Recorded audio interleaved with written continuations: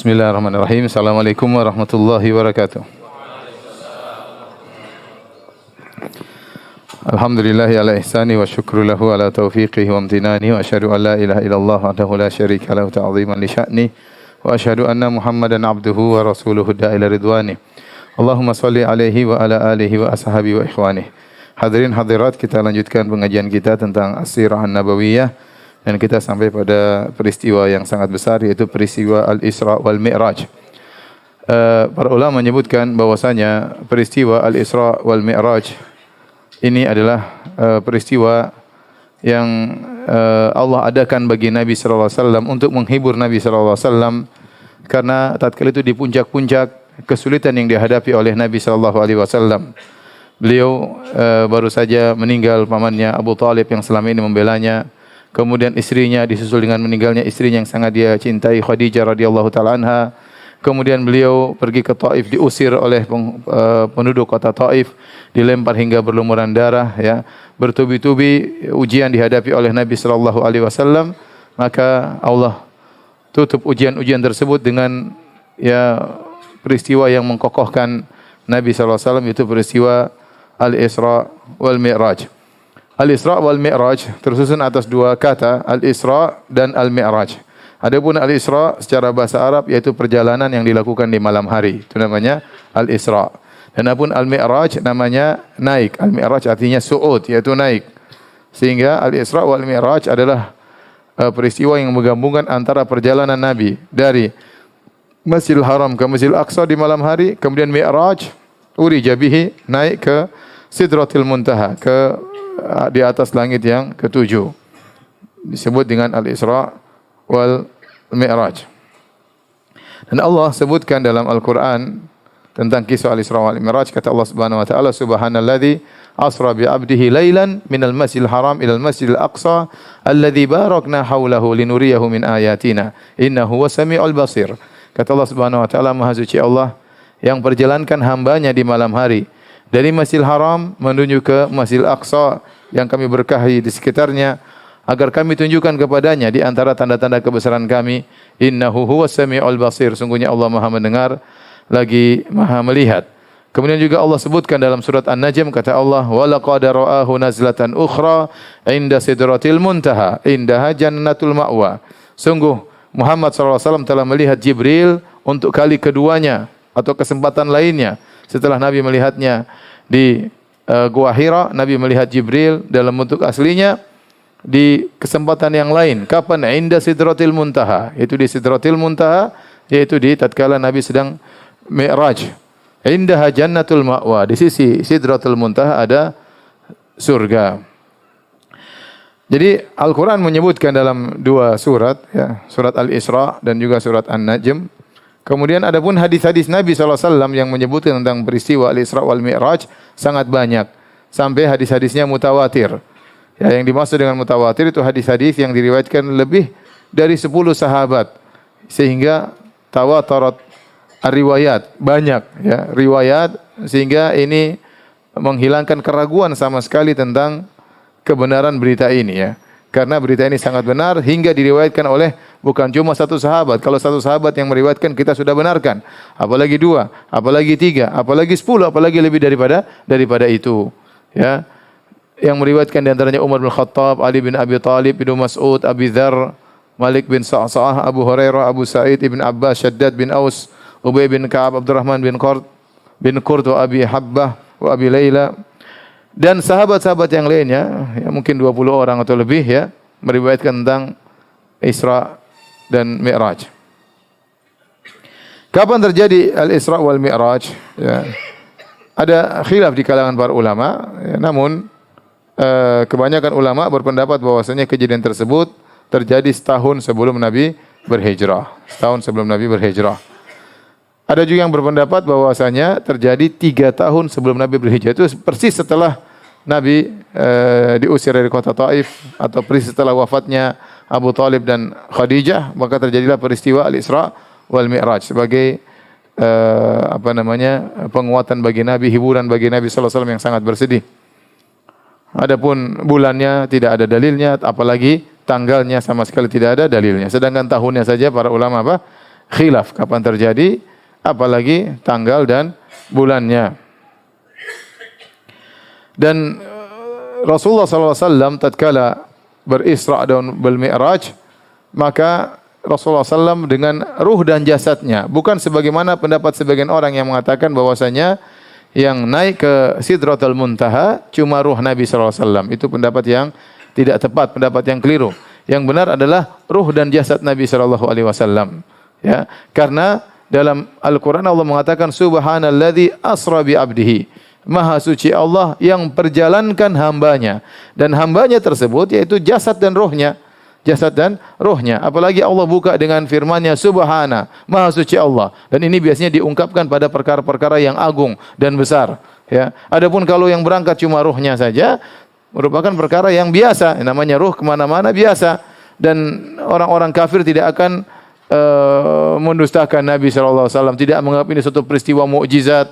Ya. Tetapi kenyataannya waktu Nabi SAW mengabarkan beliau berisra dan bermi'raj dengan ruh dan jasad beliau, ya, maka akhirnya sebagian orang murtad, ditertawakan oleh orang kafir, dianggap ini perkara yang aneh. Oleh karena yang benar bahwasanya Nabi berisra dan bermi'raj adalah dengan ruh dan jasadnya. Ini merupakan konsekuensi dari perkataan Subhanalladzi asra bi abdihi.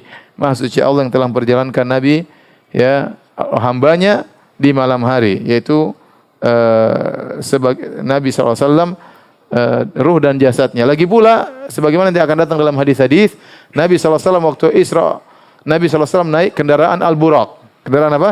Al-Buraq. Kalau ruh tidak perlu pakai tunggangan. Tunggangan itu dinaiki oleh jasad, ya tidak?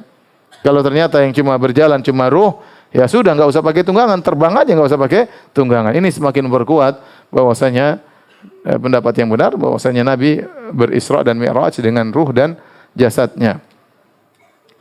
Baik, hadirin dan hadirat yang dirahmati oleh Allah Subhanahu wa taala, ya. Saya akan bacakan kisah Al-Isra dan Al-Mi'raj sesuai dengan hadis-hadis riwayat-riwayat yang datang dalam kisah tersebut, ya. Di antaranya dari Anas bin Malik radhiyallahu anhu qala anna Malik ibn Sa'sa'ah radhiyallahu anhu qala. Kata Anas bin Malik dari Malik bin Sa'sa'ah radhiyallahu anhu, dia berkata, anna nabiyallahi haddatsahum an lailatin usriya bihi. Bahwasanya Nabi SAW pernah bercerita kepada para sahabat tentang kisah di malam hari beliau diperjalankan oleh Allah Subhanahu wa taala. Qal, kata Nabi SAW, bainama ana fil hatim wa rubbama qala fil hijr. Al-hatim yakni al-hijr. Rasulullah SAW sedang di hijr, yang orang sekarang mengatakan hijr Ismail, ya. Tapi namanya bukan hijr Ismail, yang benar al-hijr saja tanpa ada Ismailnya, ya. Ya. Karena penamaan ini bermasalah. Orang menyamakan hijr Ismail, ya, seakan-akan Nabi Ismail yang bangun, atau ada yang mengatakan di situlah kuburan Nabi Ismail. Ya, makom Ibrahim benar, situ tempat berdirinya Nabi Ibrahim. Makom tempat berdiri bukan makamnya Ibrahim, tapi tempat berdirinya siapa? Nabi Ibrahim tatkala beliau naik di atas batu untuk menyusun Ka'bah. Adapun hijr dibuat belakangan di zaman orang-orang Quraisy tatkala mereka merenovasi Ka'bah seperti sebagaimana pernah kita sampaikan, maka dibuat batas. Hijr artinya pembatas. Ya, bahwasanya Ka'bah aslinya sampai di situ, ya. Kemudian dibuat pembatas. Ya, hanya saja orang Quraisy waktu bangun Ka'bah duitnya enggak ada sehingga bangun Ka'bah cuma separuh, ya. Maka dibuat batasan bahwasanya pondasi Ibrahim tatkala dibangun Ka'bah oleh Ibrahim sampai daerah situ, maka disebut dengan Al-Hijr. Waktu Nabi SAW sedang tidur di Al-Hijr muttaji'an dalam kondisi berbaring, id atani atin, tiba-tiba datang kepadaku sesuatu, yaitu malaikat Jibril, ya. Qala, kemudian faqadda atau fashaqqa ma baina hadhi ila hadhihi. Maka Nabi mengatakan yang datang tersebut malaikat membelah dari sini sampai ke sini, kata Nabi sallallahu alaihi wasallam, yaitu min thugrati nahrihi ila syi'ratihi. Dari sini lubang sini, ya. Di atas leher ada lubang ini kan. Itu namanya thugrah, ya. Kemudian sampai di al-ana, di bawah pusar, itu dibelah, ya. Thumma utitu bi tastin min dhahabin mamlu'atin imanan. Kemudian dihadirkan sebuah tempayan terbuat dari emas penuh dengan keimanan. Faghasala qalbi. Kemudian malaikat tersebut mengeluarkan jantungku, kemudian membersihkan jantungku. Thumma husyiya Tsumma uida. Kemudian dimasukkan kembali jantungku, kemudian dikembalikan ya. Dijahit kembali, dan sudah pernah kita sampaikan Nabi SAW dibelah dadanya sebelumnya kapan? Tatkala di Taif ya. Sudah lupa kah? Pengajian lama sekali. Enggak pernah murajaah ini. Nabi pertama kali dadanya dibelah tatkala beliau di Taif ya, waktu sekitar usia 4 tahun. Kejadian kedua tatkala beliau Isra Mi'raj ya, wallahu alam bisawab. Waktu di umur 4 tahun dibelah di Taif untuk mempersiapkan diri Nabi SAW sehingga tidak mudah digoda syaitan meskipun beliau belum diangkat menjadi seorang Nabi. Dan sekarang Nabi dibersihkan kembali untuk persiapan bertemu dengan Rabbul Alamin, bertemu dengan Allah Subhanahu wa taala. Ya. Agar jiwa beliau kuat, maka jantung beliau dibersihkan oleh malaikat. Tsumma utitu bidabatin dunal bagli wa fawqal himar abyad. Kemudian dihadirkan kepadaku seekor hewan yang lebih kecil daripada begol tetapi lebih besar daripada himar. Dikatakan al-buraq ya, al-buraq. Begol adalah hewan perpaduan antara kuda dan himar. Kuda dan himar kawin, lahirlah namanya apa? Begol ya. Begol itu lebih besar daripada himar tapi lebih kecil daripada kuda. Jadi kalau urutan besar kuda, begol baru apa? Himar. Nah, buraq itu di antara begol dan apa? Himar. Jadi urutannya kuda, begol, buraq baru apa? Himar. Dari sisi ukuran ya. Ukuran ya. Di sini ada begol atau tidak di Indonesia? Enggak. Enggak ada. Kalau bahlul begol itu adalah persilangan antara kuda dengan apa? Kuda dengan himar. Dikatakan ada teka-teki hewan apa yang bisa melahirkan tapi tidak bisa dilahirkan. Ya. Hewan apa yang bisa melahirkan tapi tidak bisa yang bisa dilahirkan tapi tidak bisa melahirkan? Hewan apa yang bisa dilahirkan tapi tidak bisa melahirkan? Jawabannya kuda betina mandul misalnya ya. Tapi bukan itu maksudnya. Maksudnya begol itu dia hanya hasil persilangan antara kuda dengan apa? Dengan himar. Begol kawin dengan begol tidak punya anak. Begol kawin dengan begol tidak punya anak ya. Yang ada kuda kawin dengan himar punya anak, namanya apa? Begol ya. Jadi buraq itu hewan ya. Cuma disebut oleh Nabi sifatnya dia putih. Tidak seperti digambarkan berwajah perempuan, pakai mahkota ya. Bisa ngelirik kanan, ngelirik kiri. Enggak ya. Cantik enggak. Ini disebut cuma apa? Putih, berwarna putih. Bukan tubuh kuda berwajah manusia. Ini hanya khayalan orang.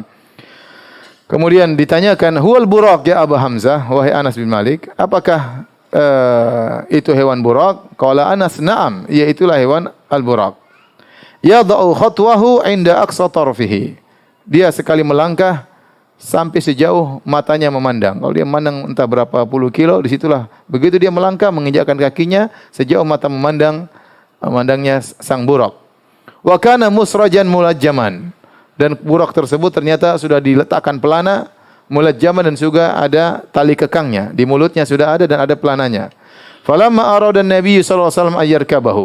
Tatkala Nabi hendak menunggangi buraq tersebut, istas'aba alaihi. Tiba-tiba buraq tersebut tidak mau dinaiki oleh Nabi sallallahu alaihi wasallam. Faqala lahu Jibril alaihi salam. Jibril berkata kepada sang buraq, "Abi Muhammadin taf'alu hadza?" Apa kau melakukan demikian bagi Muhammad? Faqad raqibaka ahadun fama raqibaka ahadun akramu 'ala Allah minhu. Tidak seorang pun yang pernah menunggangmu atau menunggangimu yang lebih mulia daripada Muhammad. Dan ini dalil bahwasanya buraq itu ditunggangi oleh nabi-nabi sebelumnya. Oleh karenanya para ulama menyebut, Ibnu Hajar menyebutkan tatkala Ibrahim meletakkan putranya Ismail di lembah di Mekah, Nabi Ibrahim di Syam, bagaimana dia mengunjungi putranya? Dikatakan dengan naik apa? Naik buraq ya. Sampai semula mengatakan setiap nabi naik buraq. Dan buraq terakhir dinaiki, kalau setiap nabi naik buraq, pernah naik buraq, maka buraq terakhir dinaiki oleh Nabi Isa alaihissalam sekitar 500 tahun yang lalu ya.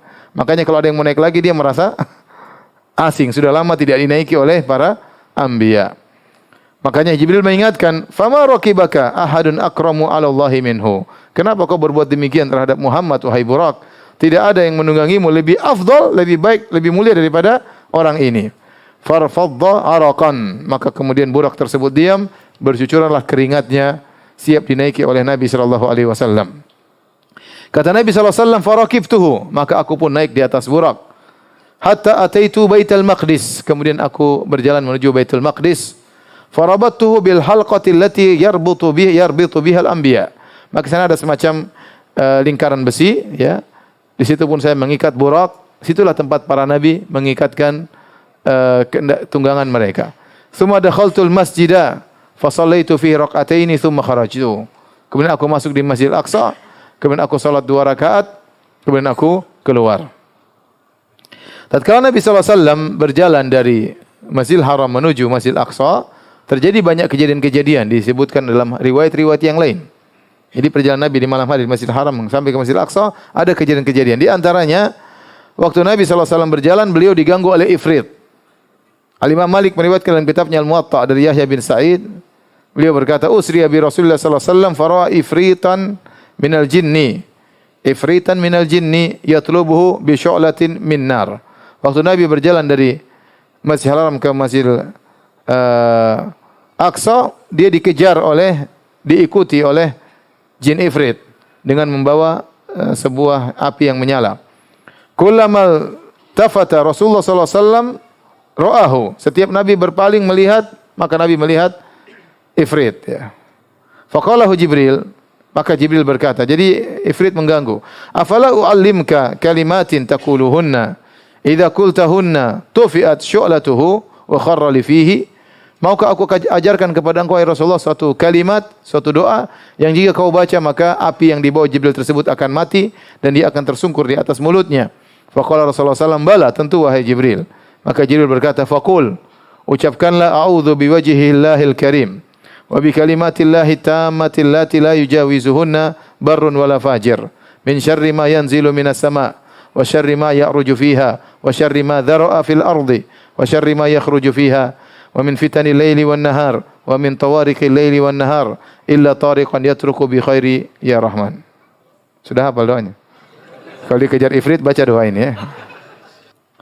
Demikian juga di antara kejadian, banyak kejadian tapi kita tidak sebutkan semuanya. Di antara kejadian yang dilihat oleh Nabi sallallahu alaihi wasallam, ya, waktu Nabi berjalan dari Masjidil Haram ke Masjidil Aqsa ke Baitul Maqdis, Nabi mencium aroma yang sangat harum, ya. Al-Imam Ahmad meriwayatkan dalam sunatnya, dalam musnadnya, demikian Ibnu Hibban dalam sahihnya dengan sanad yang hasan dari Ibnu Abbas radhiyallahu anhuma, beliau berkata, qala Rasulullah sallallahu alaihi wasallam, Rasulullah sallallahu bersabda, "Lamma kanatil lailatu allati usriya bi fiha." Tatkala di malam hari di mana aku diperjalankan di malam hari tersebut, atat alayya raihatun thayyibah.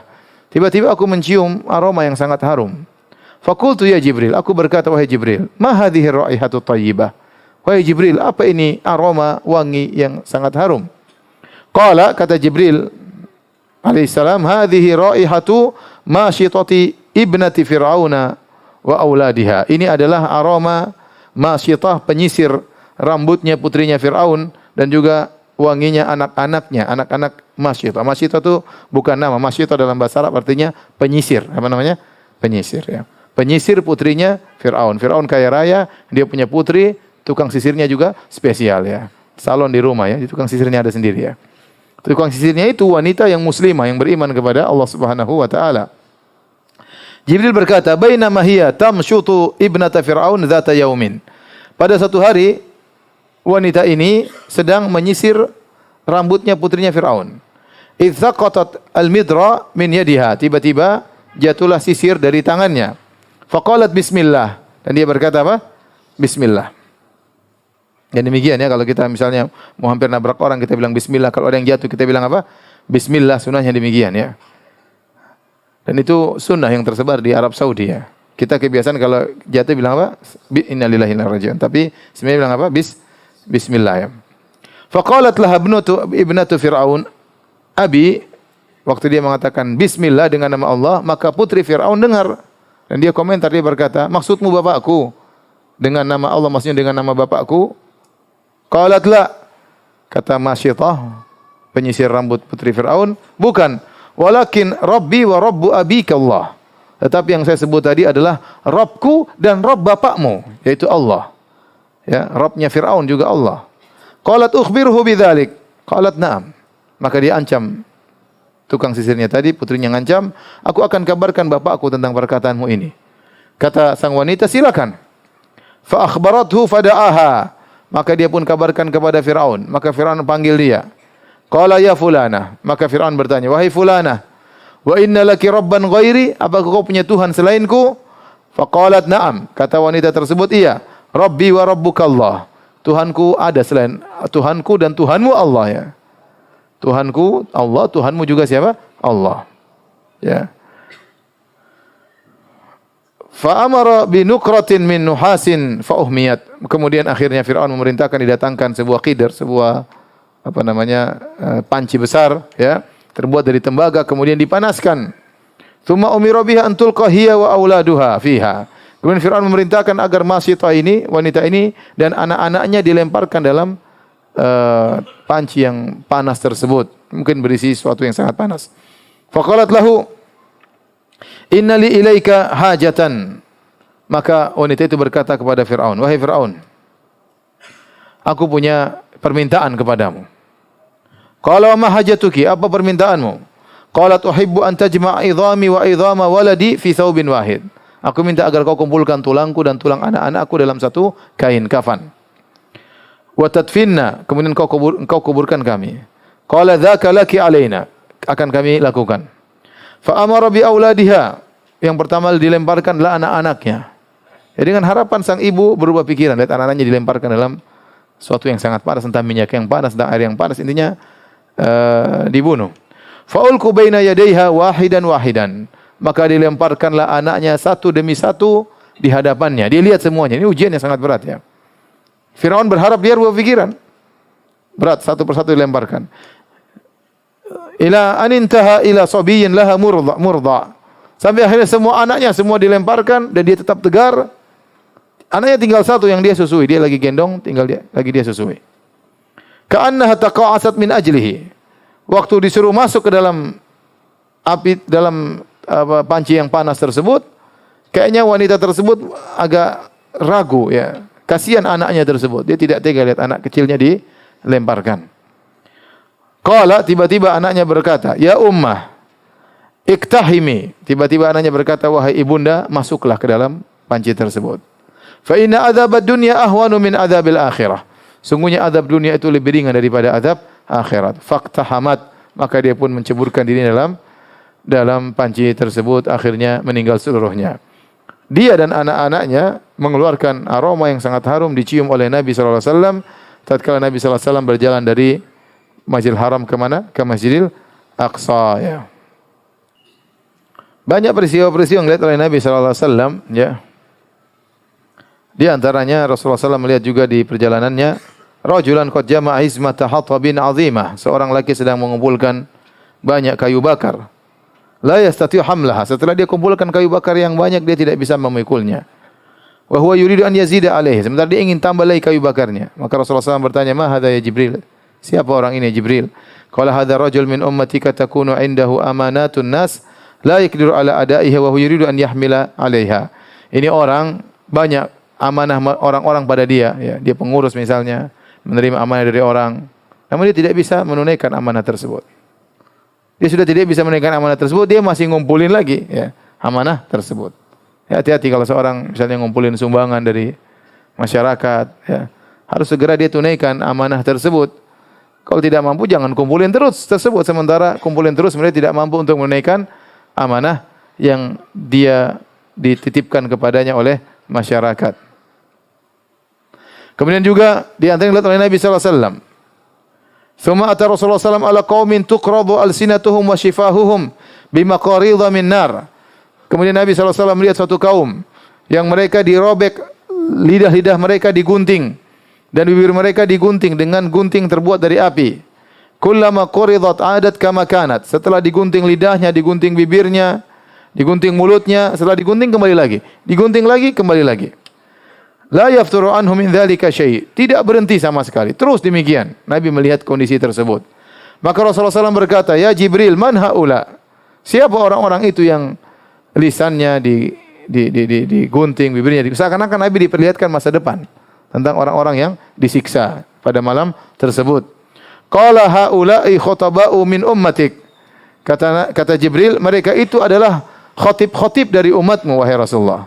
Ya'muruna an-nasa bil birri, mereka menyuruh orang-orang untuk berbuat kebaikan, wa yansawna anfusahum, dan mereka lupa tentang diri mereka sendiri, mereka tidak mengamalkan apa yang mereka sampaikan. Wa hum yatluna al-kitaba afala ya'qilun, mereka baca Al-Qur'an namun apakah mereka tidak memahami isi Al-Qur'an? Ini peringatan kepada khatib-khatib, para penceramah-penceramah, para dai-dai. Ini peringatan khusus buat saya ya. Bahwasanya hati-hati tatkala menyampaikan, seorang berusaha untuk mengamalkan apa yang dia sampaikan ya.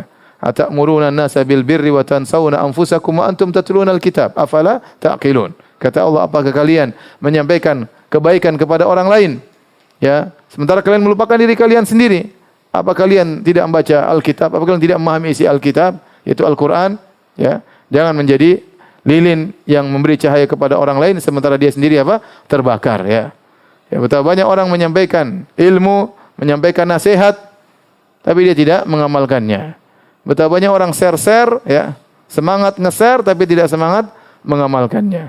Kalau Anda menulis status atau Anda menge-share, yang paling utama adalah share pada diri Anda sendiri untuk diamalkan sebelum di-share kepada orang lain ya. Apalagi sudah sampai pada derajat khatib, suka ceramah menyampaikan ya, khutbah, ternyata menyelisih apa yang dia sampaikan. Taib, kemudian summa wasala Rasul ila Masjidil Aqsa. Kemudian Rasulullah SAW sampai di Masjidil Aqsa dan Jibril bersama Nabi SAW. Fa wajadal anbiya qad jumi'u lahu. Nabi mendapati para nabi sudah dikumpulkan di Masjidil Aqsa. Fa qaddama Jibril alaihi salam ar-rasula wa shalla bil anbiya imaman. Maka Jibril menyuruh Nabi jadi imam, mengimami para nabi. Para nabi, roh-roh mereka dihadirkan oleh Allah Subhanahu wa taala di Masjidil Aqsa untuk salat di belakang Nabi sallallahu alaihi wasallam. Al-Imam Muslim meriwayatkan dalam sahihnya dari Ibnu Mas'ud, Rasulullah SAW bersabda, "Fahanatis salatu fa amamtuhum." Maka tiba waktu salat, aku pun mengimami mereka. Masalah Nabi mengimami para anbiya di Masjidil Aqsa, apakah itu sebelum Nabi naik ke atas langit atau setelah Nabi turun dari langit? Ada khilaf di kalangan para ulama. Sebagian mengatakan Nabi mengimami sebelum Nabi naik ke langit, dan ada yang mengatakan Nabi mengimami setelah Nabi turun dari apa? Langit. Karena Nabi berkata dalam hadis tersebut, "Fahanatis salatu fa amamtuhum." Ya, maka tiba waktu salat dan aku pun mengimami mereka. Dan tidak ada waktu salat kecuali salat subuh tatkala itu. Ya, yaitu setelah Nabi naik ke langit. Kemudian Nabi turun, kemudian Nabi mengimami para nabi, ya. Sallallahu alaihi wasallam. Nabi mengimami mereka. Kemudian juga di antara dalil bahwasanya Nabi mengimami mereka setelah Nabi turun, yaitu buktinya waktu Nabi setelah naik ke langit, Nabi bertemu dengan mereka. Nabi tanya, ya Jibril, ini siapa? Ini siapa? Ini siapa? Nabi tidak mengenal mereka. Kalau Nabi sudah ketemu mereka sebelumnya, Nabi akan mengenal apa? Mereka. Jadi zahirnya wallahu alam bisawab, Nabi mengimami para nabi-nabi yang lain setelah Nabi turun dari mana? Dari Mi'raj, dari langit ketujuh. Ini pendapat Ibnu Katsir rahimahullahu taala. Setelah itu sebelum Nabi naik ke langit ya, Nabi mengatakan, "Tsumma dakhaltul masjid fa shallaitu fi rak'atain." Kemudian aku pun masuk Masjid Al-Aqsa, aku pun salat 2 rakaat. Tidak disebutkan salat bersama Nabi, bersama nabi-nabi yang lain. Ini pertama Nabi datang Masjid Al-Aqsa, Nabi salat 2 rakaat ya. Mungkin tahiyatul masjid atau apakah. Faja'ani Jibril alaihissalam bi ina'in min khamr wa ina'in min laban. Kemudian Jibril pun mendatangkan kepadaku 2 gelas. Yang satu isinya khamr, satu isinya susu. Fakhtartul laban, maka aku pun memilih untuk meminum laban. Maka Jibril berkata, "Ikhtartal fitrah," engkau memilih fitrah. Setelah itu Nabi SAW siap naik ke langit. Kemudian apa kata Rasulullah SAW? "Tsumma akhadha biyadi," ay Jibril alaihissalam, "fa araja bi ila sama'id dunya." Kemudian Jibril memegang tanganku, kemudian aku dibawa ke atas ke langit dunia, langit yang pertama. Falamma ji'tu ila sama'id dunya, qala Jibril alaihissalam li khazinis sama', "Iftah." Tatkala aku sampai di langit dunia, langit yang pertama, Jibril berkata kepada penjaga langit, "Bukalah pintu langit." Faqala man anta? Rupanya malaikat penjaga langit tidak kenal Jibril. "Siapa Anda?" Qala Jibril. Oh sudah, jagoan bos, Jibril. pemimpin para malaikat. Wa man ma'aka, siapa yang bersamamu? Qala Muhammad. Mereka sudah dengar tentang Muhammad, ya, isu di kalangan para malaikat, tetapi mereka tidak tahu Muhammad seperti apa. Maka akhirnya malaikat penjaga langit itu berkata, "Wa qad ursila ilaihi," apakah dia telah diutus? Qala na'am, iya, ini sekarang sama saya sudah diutus. Qala marhaban bihi, maka malaikat terus berkata, "Selamat datang Muhammad." Fa ni'mal maji'u ja'a, sungguh orang terbaik telah datang. Fa futiha lana, kata Rasulullah SAW, akhirnya pintu dibuka. Jadi langit itu ada pintu-pintunya. Ya. Wa futihatis sama'u fa kanat abwaban. Pada hari kiamat kelak kata Allah, pintu-pintu langit terbuka, maka terlihatlah pintu-pintu yang terbuka. Langit dibuka, maka terbukalah seperti pintu-pintu yang terbuka.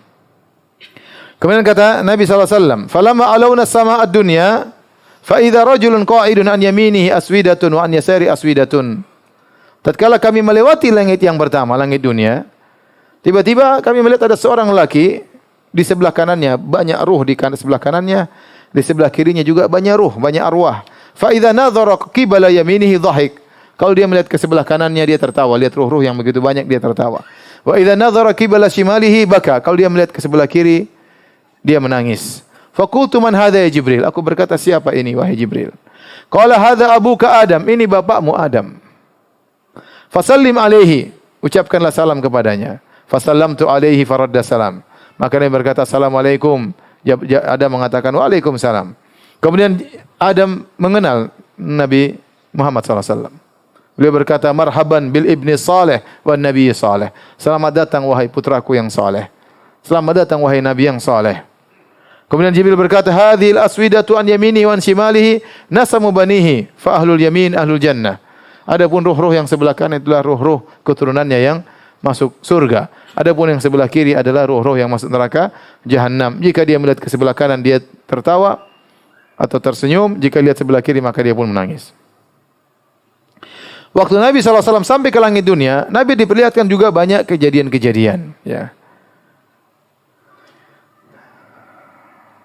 Di antaranya dari Abu Sa'id Al-Khudri radhiyallahu anhu, qala Rasulullah SAW bersabda, "Lamma dakhaltu sama'a dunya," tatkala aku masuk ke langit dunia. Kemudian Nabi berkata, "Ra'aitu rijalan lahum masyafir kama syafiril ibil." Aku melihat lelaki-lelaki yang mereka memiliki mulut seperti mulut onta.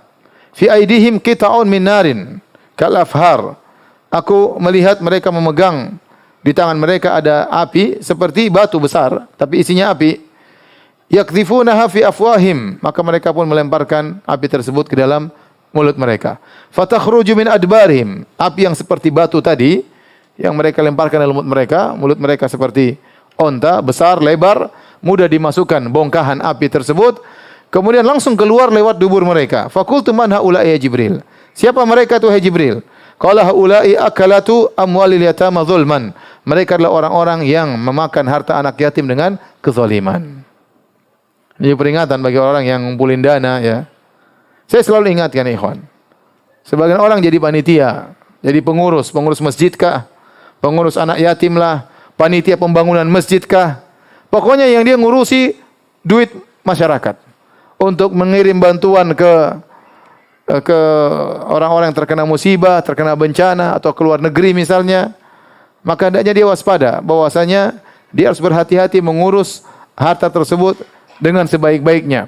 Kalau kita saja ngurus duit kita, terkadang kita pelit, kita perhitungan, kita tidak ingin uang kita terbuang sembarangan, apalagi ngurus uang orang lain. Oleh karena saya sampai baca tentang Syekh Utsaimin rahimahullahu taala ya, bahwasanya beliau tatkala mengumpulkan dana untuk bangun masjid, bahkan kalau di uang tersebut untuk dibangun menara, beliau agak berat. Karena orang-orang tatkala memberi uang itu untuk bangun apa? Masjid. Sementara menara itu biayanya besar dan fungsinya tidak begitu besar. Menara itu biayanya besar, fungsinya tidak besar. Artinya beliau sangat berhati-hati mengurusi uang umat. Sampai disebutkan beliau tatkala membuat yayasan atau membuat suatu jum'iyah ya, kemudian dibuat papan nama, beliau bilang jangan pakai uang masyarakat, pakai uang saya aja ya. Beliau tidak memakai uang masyarakat karena masyarakat tentunya tidak bantu untuk buat masalah ini, buat papan nama ya. Jadi maksud saya hati-hati kalau kita mengurus uang masyarakat. Ini uang orang kita akan diminta pertanggungjawaban oleh Allah Subhanahu wa taala. Lebih hati-hati daripada mengurus uang sendiri. Kalau uang kita enggak ada masalah, mau habis enggak ada masalah, itu uang kita sendiri. Tapi kalau uang orang, lebih hati-hati, ya. Maka hati-hati bagi para pengurus ya. Kalau ngumpulin dana, hati-hati Anda bertanggung jawab kalau ngumpulin dana, ya. Sebagian orang ngumpulin dana, dia potong sendiri, dia gaji dirinya sendiri, terserah dia berapa persen, ya. Hati-hati, ya. Demikian juga ngurus anak yatim, ya. Orang-orang kasihan lihat anak yatim, kasih dana kemudian dia makan sendiri hartanya. Ya, atau dia beri gaji anak yatim cuma dikasih 50%, 5% buat dia. Ini enggak benar. Innal ladzina ya'kuluna amwalal yatama dzulman innama ya'kuluna fi butunihim nara wa sayaslawna sa'ira. Kata dalam surat An-Nisa, sungguhnya orang-orang yang makan harta anak yatim dengan penuh kezaliman, sungguhnya mereka seperti makan masukkan bara api ke dalam perut mereka dan mereka akan masuk dalam neraka jahanam. Dia hati-hati tatkala mengolah dana masyarakat. Sebagian orang ngumpulin dana, misalnya bentuk yayasan atau bentuk sekolah, bentuk ini, lama-lama duitnya jadi milik pribadi. Ya, kalau orang tahu itu bangun sekolah bukan untuk umat, untuk ente, mereka tidak akan bantu ente. Orang-orang itu kasih bantuan untuk manfaat kepada masyarakat, bukan untuk antum kelola, antum ambil untung sebanyak-banyaknya, untungnya masukkan kantong pribadi. Haram, tidak boleh seperti ini. Sebagian kejadian seperti itu. Bangun yayasan, kemudian orang-orang bantu dari nol, kemudian besar, akhirnya jadi milik keluarga. Sejak kapan yayasan jadi milik keluarga Anda?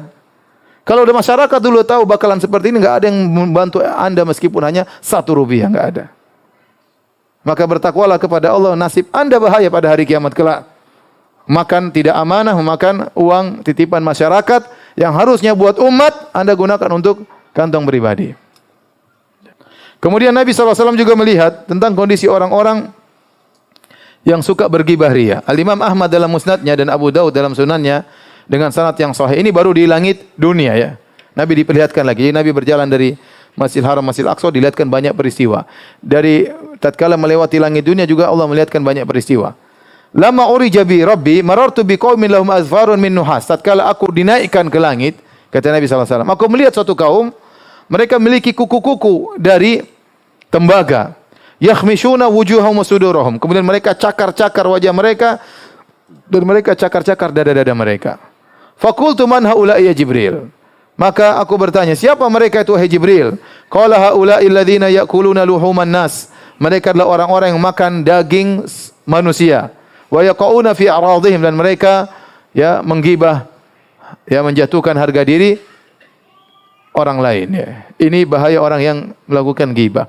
Jadi ghibah itu dosa besar karena di antara definisi dosa besar adalah dosa yang diancam dengan hukuman khusus. Dan ini menguatkan bahwasanya ghibah adalah dosa besar. Maka seorang berusaha menjaga lisannya, tidaklah dia menyebutkan kejelekan orang lain kecuali memang ada maslahatnya.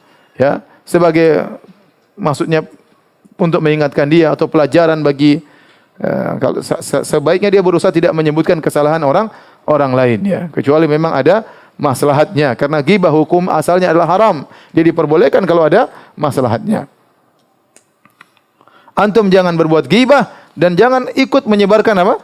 Ghibah ya. Karena yang ikut menyebarkan ghibah sama dengan yang berghibah. Yang ikut mendengarkan ghibah sama dengan yang berghibah ria. Kalau ada orang ghibah orang lain di hadapan antum, ingatlah suatu saat antum juga akan digibahi sama dia. Kalau antum punya teman hobinya suka ghibah, putuskan pertemanan ya. Cari teman yang lain yang suka ngajak makan ya. Jangan yang suka ghibah. Makan nasi, kita makan nasi, makan daging, bukan makan daging manusia ya. Cari aja yang suka ajak makan, yang makan beneran, bukan makan daging manusia. Kalau dia ghibah, dia ngajak kita makan daging saudara kita ya. Kemudian Nabi SAW naik ke langit yang kedua. Kata Rasulullah SAW, "Tsumma urija bina ila sama'i tsaniyah." Kemudian kami pun naik ke langit yang kedua. Nabi dan siapa? Malaikat Jibril. Fastaftaha Jibril alaihissalam. Kemudian Jibril minta untuk dibukakan pintu langit. Faqila man anta? Ternyata penjaga langit kedua juga tidak kenal Jibril. Siapa anda? Qala Jibril. Oh, Jibril. Faqila wa man ma'aka? Siapa yang bersama engkau? Qala Muhammadun. Muhammad. Maka ditanya, waqad ursila ilaihi, apakah dia sudah diutus? Sudah, mereka sering dengar baru tahu Nabi sudah ada. Qala na'am, iya. Qila marhaban bihi, maka dikatakan kepada Rasulullah, selamat datang Rasulullah sallallahu alaihi wasallam. Fa ni'mal maji'u jaa'a, sungguh tamu yang terbaik telah datang ya. Qala Rasulullah sallallahu alaihi wasallam, Rasulullah sallam kemudian berkata, "Fafutiha lana," maka dibukakanlah pintu langit kedua. Fa idza ana bibnai al-khalati Yahya bin Zakaria wa Isa bin Maryam alaihi salam. Tiba-tiba aku bertemu dengan dua nabi yang merupakan dua sepupu sama-sama anak bibi, yaitu Yahya bin Zakaria dengan Isa bin Maryam. Yahya bin Zakaria Isa bin Maryam ini punya hubungan keluarga, ya. Jadi Imran menikah dengan seorang wanita, kawan namanya Hannah, ya. Kemudian Zakaria menikah dengan seorang wanita juga, ya, punya anak Yahya. Imran menikah dengan seorang wanita punya anak namanya siapa? Maryam, ya, punya anak namanya Maryam, ya. Ini pendapat pertama, ya, bahwasanya ibunya Nabi Isa sepupuan dengan ibunya Nabi Yahya. Ya, karena ada yang mengatakan bahwasanya istrinya Zakaria itu saudarinya Maryam, ya. Bukan, saudarinya ibunya Maryam. Saudarinya ibunya Maryam. Ini pendapat pertama. Ibunya Zakaria, saudarinya ibunya Maryam. Sehingga anaknya Maryam itu Isa, kemudian anaknya Zakaria yaitu Yahya, seakan-akan dua bersaudara, ya. Karena Maryam ibunya bingung ya. Enggak ada gambar, saya bisa gambar sih. Coba kasih gambar ya. Ini Zakaria, ini siapa? Ini Imran, Zakaria Imran, ya. Istrinya Zakaria, saudaranya istrinya Imran. Paham? Nah, Imran dengan istrinya ini punya anak namanya Maryam. Zakaria dengan istrinya punya anak siapa ya? Yahya. Jadi seharusnya Yahya bersepupuan dengan siapa? Maryam, dengan ibunya Nabi Isa. Kemudian Maryam punya anak namanya siapa? Isa. Jadi, tetapi karena sepupunya neneknya Maryam, ya, atau bibinya Maryam sama dengan bibinya Isa. Ya, Maryam punya bibi yaitu ibunya Yahya. Bingung ya? Maryam punya bibinya Maryam itu ibunya siapa? Yahya, ya. Sehingga bibinya Maryam itu kholahnya Maryam sama dengan kedudukannya dengan bibinya Isa, ya. Oleh karenanya Isa dengan Yahya ini sama-sama anak bibi. Itu pendapat pertama. Pendapat yang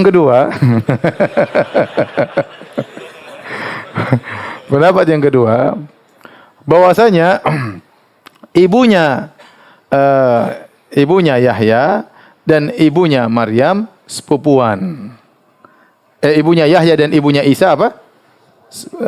Sepupuan. Ibunya, kalau tadi ibunya Yahya adalah bibinya Maryam, sekarang ibunya Yahya sepupunya apa? Maryam. Sehingga Isa dan Yahya ini sama-sama sepupu juga. Karena sama-sama bibinya. Ibunya Yahya, bibinya Isa. Ibunya Isa, bibinya siapa? Yahya. Paham? Lebih gampang mendapat yang kedua, kan? Maka dikatakan kepada Fa'idha ana, kata Nabi SAW, Fa'idha ana ibnail khalah. Tiba-tiba aku bertemu dengan dua nabi yang saling sepupuan. Faqala Jibril, hadza Yahya wa Isa. Jibril berkata, ya Rasulullah, ini Yahya dan ini Isa. Fasallim alaihima, ucapkanlah salam kepada keduanya. Fasallamtu, aku pun ucapkan salam. Assalamualaikum ya Yahya, assalamualaikum wa Isa. Faradda, kemudian keduanya membalas salamku. Tsumma qala, kemudian keduanya berkata, marhaban bil akhi saleh. Selamat datang kepada saudara yang saleh. Wan nabiyyi saleh, dan kepada nabi yang saleh. Wa da'awa li bi khair, keduanya mendoakanku kebaikan. Kemudian Rasulullah SAW naik ke langit yang ketiga. Tsumma urija bina ila sama'is tsalitsah fastaftaha Jibril. Kami pun naik ke langit yang ketiga. Jibril pun minta izin agar pintu langit dibukakan. Faqila man anta, siapa engkau? Qala Jibril, saya adalah Jibril. Wa man ma'aka, siapa yang bersamamu wahai Jibril? Qala Muhammad. Wa qad ursila ilaihi, apakah dia sudah diutus? Qala Jibril berkata, na'am. Kemudian penjaga pintu langit yang ketiga berkata, marhaban bihi fa ni'mal maji'u ja'a. Selamat datang kepada Muhammad, sebaik-baik orang yang datang telah datang. Maka Rasulullah SAW berkata, "Fafutiha lana," maka pintu langit ketiga dibuka. Fa idza ana bi Yusuf alaihi salam. Tiba-tiba aku melihat Nabi Yusuf alaihi salam. Qala Jibril, Jibril berkata, "Hadza Yusuf fasallim alaihi." Wahai Muhammad, inilah Nabi Yusuf, berilah ucapan salam kepadanya. Fasallamtu alaihi. Aku mengucapkan assalamu alayka Yusuf. Faradda salam. Maka Yusuf pun menjawab salamku. Tsumma qala, kemudian Nabi Yusuf berkata kepada Rasulullah, "Marhaban bil akhi saleh." Selamat datang saudaraku yang saleh. Wan nabi saleh, seorang nabi yang saleh. Wa da'ali bi khair. Maka Nabi Yusuf mendoakan kebaikan bagiku. Yaqulur Rasulullah SAW berkomentar waktu melihat Nabi Yusuf, kata Rasulullah SAW, "Fa idza huwa qad u'tiya syatral husni." Ternyata Yusuf diberikan setengah ketampanan. Ada khilaf tentang makna setengah ketampanan ini ya. Di antara pendapat ada yang mengatakan satu dunia ini setengah ketampanannya buat Yusuf, sisanya dibagi-bagi ya. Antum seperberapa saya enggak tahu. Berarti Yusuf itu sangat apa? Sangat super apa? Tampan. Bayangkan setengah ketampanan untuk Nabi Yusuf. Ada pendapat-pendapat yang lain pula tentang masalah ini. Kemudian Nabi naik ke langit yang keempat bersama Jibril. Tsumma urija bina ila sama'ir rabi'ah fastaftaha Jibril. Kemudian kami naik ke langit yang keempat, Jibril pun minta dibukakan. Maka dikatakan, "Man anta, siapa engkau?" Qala, "Saya Jibril." "Siapa bersamamu?" "Muhammad." "Apakah telah diutus?" "Iya." Kemudian penjaga pintu langit keempat berkata, "Selamat datang, wahai Muhammad, sebaik-baik yang datang telah tiba." Maka Rasulullah SAW berkata, "Fafutiha lana." Maka pintu langit keempat dibuka. Fa idza ana bi Idris alaihi salam. Tiba-tiba aku bertemu dengan Nabi Idris alaihi salam. Jibril berkata, "Hadza Idris, fasallim alaihi." Ya Rasulullah, ini adalah Idris, ucapkanlah salam kepadanya. Fasallamtu alaihi. Aku pun ucapkan salam kepada Idris, maka dia pun membalas salamku. Kemudian dia berkata, "Marhaban bil akhi saleh wan nabi saleh." Selamat datang kepada saudara yang baik dan nabi yang baik. Wa da'ali bi khair, dan dia pun mendoakanku. Subhanallah, setiap nabi bertemu dengan para nabi yang lain semuanya mendoakan siapa? Rasulullah sallallahu alaihi wasallam. Maka kita pun diminta ketemu saudara, kita doakan dia ya. Subhanallah, saya di kita ini Indonesia ya kurang timbul adab atau kebiasaan saling mendoakan. Tapi kalau kita di Saudi, subhanallah, kalau ketemu orang itu mukadimahnya lama, doa kaif haluk, doain lama ya. Baru kemudian berbicara. Yang repot terkadang kita telepon. Telepon dia, "Gimana kabar? Gimana kepada orang tua? Semoga baik semua." Panjang ini, pulsa sudah jalan terus ini. Tapi mereka biasa, itu kebiasaan mereka. Ya, mereka kalau ketemu mendoakan. Kalau telepon mendoakan. Gimana orang tua, gimana anak-anak semua dalam kondisi baik. Ya, bahkan antara ayah dan anak. Yang kita sungkan mengucapkan demikian antara anak dan anak. Kalau ketemu ayah, ketemu telepon anaknya, betapa sering saya dengar Syekh Abdul Razak kalau telepon anaknya, "Gimana kabarmu nak? Semoga Allah menjagamu." Semoga doain anaknya, ya. Kita jarang doain gitu. "Nak, gimana? Gimana sekolah?" Apalagi saya mana? Jadi terkadang kita ketemu anak kita sungkan saling, tapi itu tradisi yang kurang bagus. Tradisi mereka, Masya Allah, di ada sisi ini mereka sering saling apa?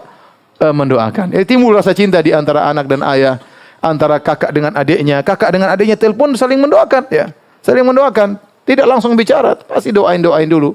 Lihat Nabi SAW ketemu dengan para anbiya, mereka mendoakan Rasulullah SAW. Tsumma qala Rasulullah SAW an Idris alaihissalam. Kemudian Nabi berkata tentang Nabi Idris alaihissalam, firman Allah, "Wa rafa'nahu makanan aliyya." Dan kami angkat Idris di tempat yang tinggi. Baik, insyaallah kita lanjutkan. Ini baru langit yang keberapa? Keempat. Insyaallah kita lanjutkan pekan depan langit yang kelima dan seterusnya. Habis azan yang mau bertanya saya persilakan.